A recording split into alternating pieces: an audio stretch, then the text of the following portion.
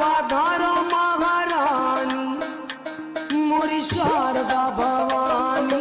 अंगना पधारो महारानी मोरी शारदा भवानी रे। अंगना पधारो महारानी। नमस्कार मित्रों, आप सभी को शारदीय नवरात्र की हार्दिक शुभकामनाएं। आइए आज हम आपको अखंड ज्योति के बारे में बताते हैं कि अखंड ज्योत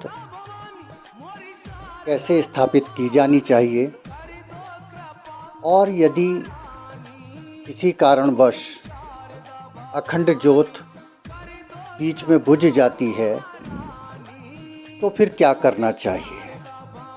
सबसे पहले बात करते हैं अखंड ज्योति के प्रज्वलन की। देवी मंडप में आप अपने दरबार में घी और तेल दोनों के दीपक जला सकते हैं। कोई प्रतिबंध किसी तरह का नहीं है। देशी घी का दीपक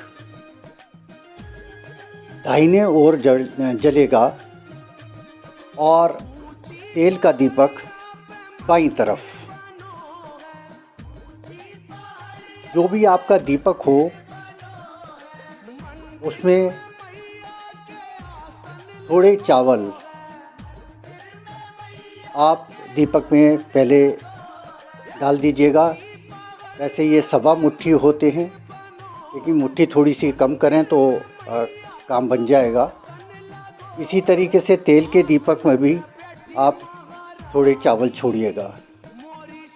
जो देसी घी का दीपक होगा उसमें चावलों में थोड़ी सी हल्दी लगा लीजिएगा और फिर उनको छोड़िएगा।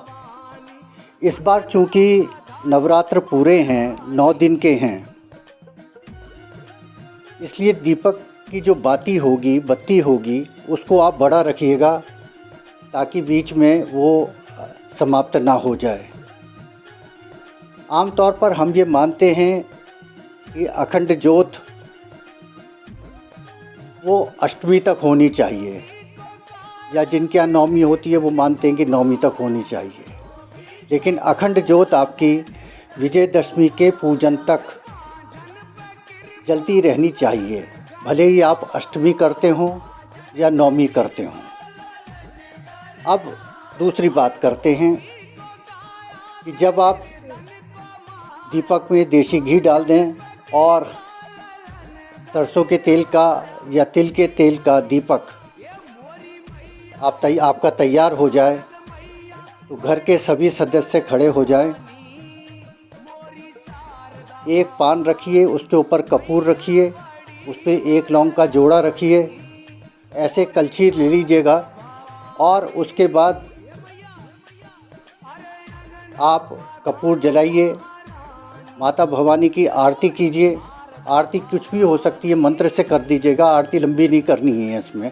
ओम ऐं ह्रीं क्लीं चामुंडाय विच्चे या देवी सर्वभूतेषु शक्ति रूपेण संस्थिता नमस्तस्यै नमस्तस्यै नमस्तस्यै नमो नमः। ये करते हुए 5 बार आरती माता के आगे घुमाइए। सबसे पहले देसी घी का दीपक जलाइए और उसके बाद ओम ऐं ह्रीं क्लीं चामुंडाय विच्चे करते हुए सरसों के तेल का दीपक जलाइए। ये हुई दीपक के अखंड ज्योत के प्रज्वलन की बात। यदि आप देवी भगवती से प्रार्थना कीजिए कि माँ इस ज्योति को आप अखंड रखिएगा, घर में सुख शांति सुख समृद्धि रखिएगा।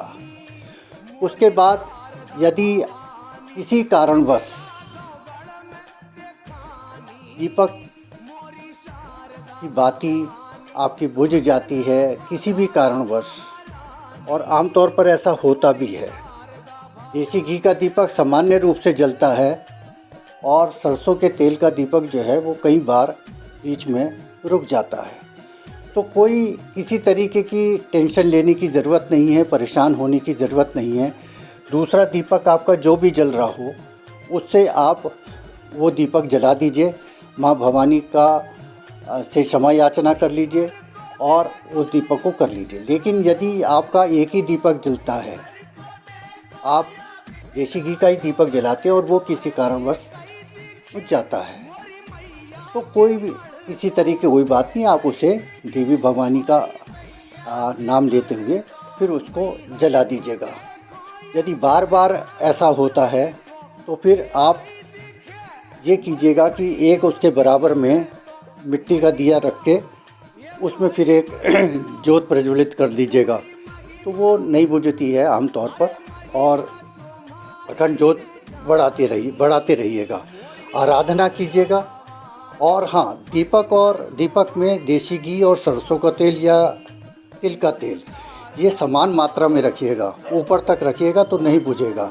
अगर उस पर दीपक पर फूल आता है तो फूल को चिमटी से ज़रा सा आप हटा दीजिएगा, तो बत्ती जो है वो पूरी तरीके से चलेगी।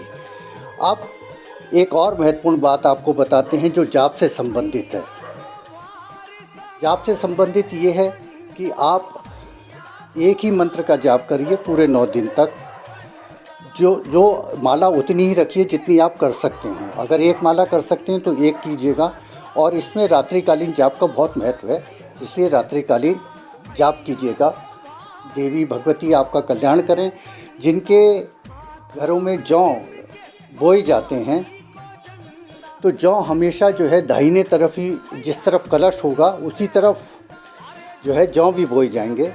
प्रतिदिन एक एक बिंदी कलश पर लगाते रहिए रोली से, और एक एक बिंदी जहाँ आप जौ बो रहे हैं उस पर लगाते रहिए। इस तरह ये 9 देवियों का पूजन हो जाएगा। आप सभी को बहुत बहुत शुभकामनाएं नवरात्रि की। देवी माँ आपका कल्याण करें। नमस्कार, प्रणाम।